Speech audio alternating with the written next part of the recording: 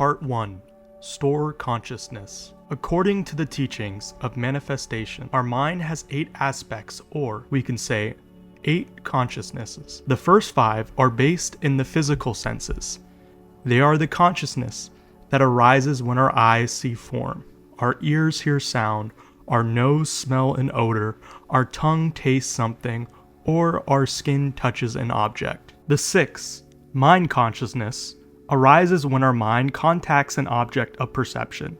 The 7th, manas, is the part of consciousness that gives rise and is the support of mind consciousness. The 8th, store consciousness, is the ground or base of the other 7 consciousness. Verses 1 through 15 are about store consciousness.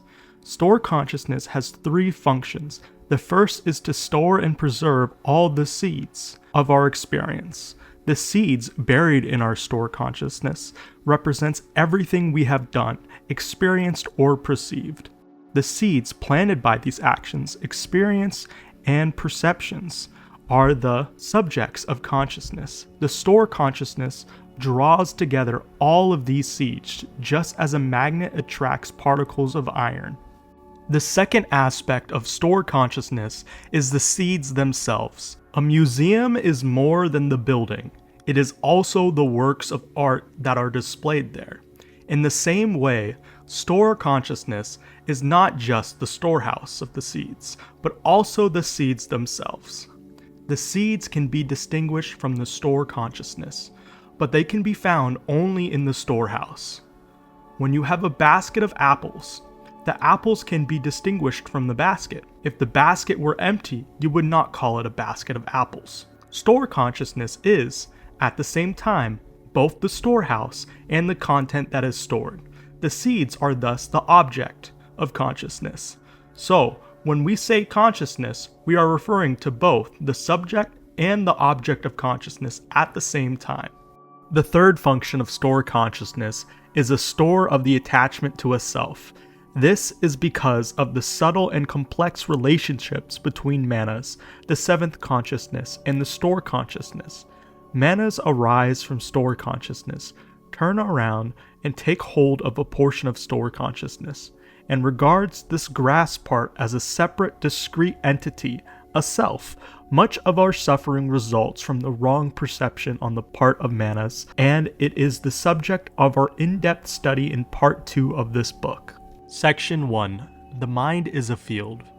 Mind is a field in which every kind of seed is sown. The mind field can also be called all the seeds. The primary function of stored consciousness is to store and preserve all the seeds. One name for store consciousness is sarva bijuka, the totality of the seeds. Another is adana, which means to maintain, to hold, not to lose. Maintaining all the seeds, keeping them alive so they are available to manifest, is the most basic function of stored consciousness. Seeds, bija, give phenomenon the ability to perpetuate themselves. If you plant a seed in springtime, by autumn a plant will mature and bear flowers. From those flowers, new seeds will fall to the earth, where they will be stored until they sprout and produce new flowers. Our mind is a field in which every kind of seed is sown. Seeds of compassion, joy, and hope. Seeds of sorrow, fear, and difficulties. Every day our thoughts, words, deeds plant new seeds in the field of our consciousness, and what these seeds generate become the substance of our life. There are both wholesome and unwholesome seeds in our mind field, sown by ourselves and our parents, schooling, ancestry, and society. If you plant wheat, wheat will grow. If you act in a wholesome way, you will be happy. If you act in an unwholesome way, you will water the seeds of craving, anger, and violence in yourself and in others. The practice of mindfulness helps us identify all the seeds in our consciousness, and with that knowledge, we can choose to water only the ones that are the most beneficial. As we cultivate the seeds of joy and transform seeds of suffering in ourselves, understanding, love, compassion will flower. Section 2. Every kind of seed. In us are infinite varieties of seeds. Seeds of samsara, nirvana, delusion, and enlightenment. Seeds of suffering and happiness.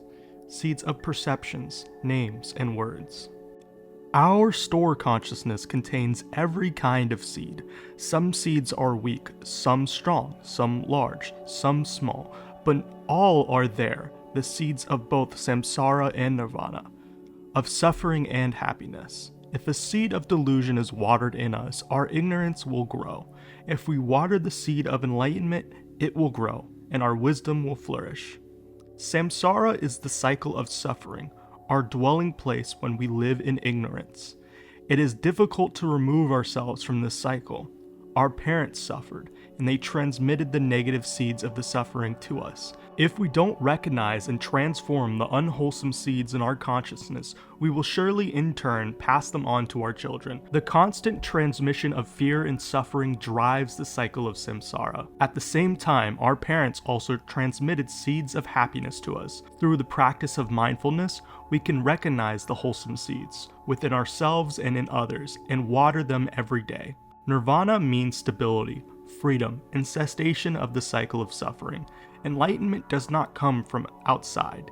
It is not something we are given, even by a Buddha. The seeds of enlightenment is already within our consciousness. This is our Buddha nature, the inherent qualities of an enlightened mind that we all possess, and which needs only to be nurtured. In order to transform samsara into nirvana, we need to learn to look deeply and see clearly that both are manifestations of our own consciousness. The seeds of samsara, suffering, happiness, and nirvana are already in our stored consciousness. We need only to water the seeds of happiness and avoid watering the seeds of suffering. When we love someone, we try to recognize the positive seeds within them and water those wholesome seeds with our kind words and deeds. The seeds of happiness will grow stronger when they are watered, while the seeds of suffering diminish in strength because we are not watering them with our unkind words and deeds. Our stored consciousness also contains seeds generated from our perceptions. We perceive many things, and the objects of these perceptions are then stored in our stored consciousness. When we perceive an object, we see it as a sign. The Sanskrit word lakshana also means mark, designation, or appearance. The things that is in the image that is created by our perception. We, the perceiver, are the subject. The two are linked every time we perceive the object we have named as table, or even when we simply hear the word table. Our image of a table manifests in our mind consciousness. Buddhism identifies three pairs of signs of phenomena. The first pair is the universal and particular sign of something. When we look at a house, the sign or image, house, is initially universal. The universal sign house is like a generic label. Now, you can buy generic food in some supermarkets. Instead of color, images, and brand names, the labels on a can of corn, for example, displays simply the word corn in black, type on a plain white wrapping. The universal sign of an object is like that. Using our discriminative mind, however, we soon perceive thousands of details about each house. The brick, wood, nails, and so on, that are specific to it. These specifics are the particular signs of a house. The house can be seen as a whole, its universal sign, or as a combination of its parts, its particular sign. Everything has both a universal and particular nature. Connected to this, the second pair of signs is unity and diversity. Our notion of house is an idea of unity. All houses are a part of the designation house. There is no difference between one house and another, but the universal notion of house does not show us an individual house, which is unique in its particulars. There are countless variations of houses, and that is the nature of diversity. When we look at any phenomenon, we should be able to see unity in diversity, and diversity in the unity. While the first signs distinguish between a universal house and particular house, the second sign is how we distinguish between different particular houses. The third pair of signs is formation and disintegration. A house may be in the process of being built, but at the same time it is also in the process of disintegration. Even though the wood is new and the house is not yet completely built, already the moisture or dryness of the air is beginning to weather it. Look at something that is being taken form. We should already be able to see that it's also in the process of disintegrating as well. Meditation training is designed to help us learn to see both aspects of each pairs of signs. We see the whole when we are looking at the parts, and each part when we are looking at the whole. When a carpenter looks at a tree, he can already envision a house because he has been trained in constructing a house from the material of the tree. He is seeing both the universal and particular aspects of the tree. Through mindfulness, we train ourselves to see all 6 signs: universal, particular, unity and diversity, formation and disintegration. Whenever we perceive a single sign, a specific object, this is the teaching of interbeing. We assign names and words or appellations to the objects of our perceptions, such as mountains, rivers, Buddha, God, Father, Mother. Every name we have assigned to a phenomenon, every word we've learned, is stored as a seed within our consciousness. The seed gives rise to other seeds in us, called images. When we hear the name of something, an image arises in our consciousness. And when we take that image to be reality, as soon as we hear someone say the words New York, for example, we immediately touch the seeds of that image of New York we have in our stored consciousness. We picture the Manhattan skyline or the faces of the people we know there. The images may differ from current reality of New York, however. They may be entirely creational of our imagination. We cannot see the boundary between reality and our erroneous perceptions. We use words to point to something, an object or a concept, but they may or may not correspond to the truth of that thing, which can only be known through a direct perception of its reality. In our daily life, we rarely have a direct perception. We invent, imagine, and create perceptions based off the seeds of the images that we have in our stored consciousness. When we fall in love, the image of our beloved that we hold in our mind may be quite different from the actual person. You may say that we end up marrying our false perceptions rather than the person herself. Erroneous perceptions bring about much suffering. We feel certain that our perceptions are correct and complete, yet often they are not.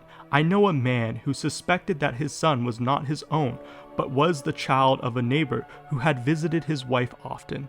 The father was too proud and ashamed to tell his wife or anyone else about his suspicions. Then one day a visiting friend remarked how much the boy looked like his father. At that moment, the man realized that the boy was indeed his own son. Because he had held on to this wrong perception, the family endured much pain for many years. Not only these 3 people, but everyone around them also has suffered because of this wrong perception. It is very easy to confuse our mental image, our signs of something, with its reality. The process of mistaking our perception for reality is so subtle that it is very difficult to know that it's going on, but we must try not to do this. The way to avoid this is mindfulness. We practice meditation to train the mind in direct perception and correct perception. When we meditate, we look deeply into our perceptions in order to find out their nature and to discover the elements that are correct and the elements that are incorrect. If you are not mindful, you will believe that your perceptions, which are based on prejudices that have developed from the seeds of past experience in your stored consciousness, are correct. When we have a wrong perception and continue to maintain it, we hurt ourselves and others. In fact, people kill one another over the different perceptions of the same reality. We live in a universe filled with a false image and delusions, yet we believe that we are truly in touch with the world. We may have a deep respect for the Buddha and believe that if we're to meet him in person, we would bow before him and attend all his teachings. But in reality, we may have already met the Buddha in our own town and not had the slightest wish to even go near him because he didn't conform to our image of what a Buddha is supposed to look like. We are certain that a Buddha appears with a halo, wearing beautiful robes. So when we meet a Buddha in ordinary clothes, we do not recognize him or her. How could a Buddha wear a sports shirt? How could a Buddha be without a halo? There are so many seeds of wrong perception in our consciousness, yet we are quite sure that our perception of reality is correct. That person hates me. He will not look at me. He wants to harm me. This may be nothing more than a creation of our mind. Believing that our perceptions are reality, we may then act out on this belief. This is very dangerous. A wrong perception can create countless problems. In fact, all our suffering arises from our failure to recognize things as they are. We should always ask ourselves humbly, am I sure? And then allow space and time for our perceptions to grow deeper, clearer, and more stable. In medical practice these days, physicians and caregivers are reminded by each other not to be too sure of anything. Even if you think you are certain, check it again, they urge each other.